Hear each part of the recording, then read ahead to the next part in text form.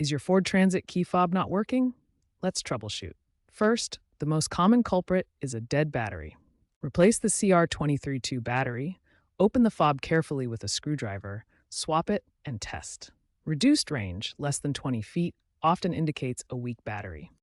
If a new battery doesn't solve it, try a relearn procedure to resync the fob.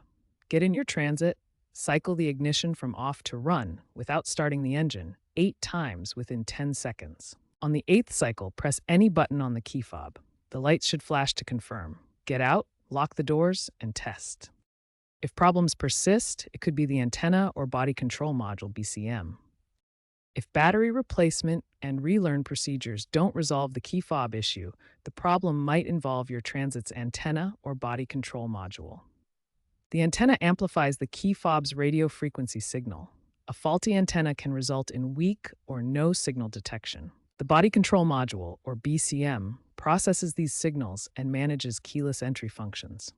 Problems here often cause key not detected errors or false alarms. To diagnose BCM issues, use an OBD2 scanner to check for trouble codes, such as U2100 indicating communication loss. Ford issued recall NHTSA campaign 24V-456 for 2020-23 Transit models with faulty antenna modules. Check your vehicle's VIN to see if it's affected. If an antenna or BCM issue is suspected, consider a dealership visit, especially if under warranty. Digital keys through FordPass provide a backup entry method. Also check FordPass for software updates that may fix BCM problems.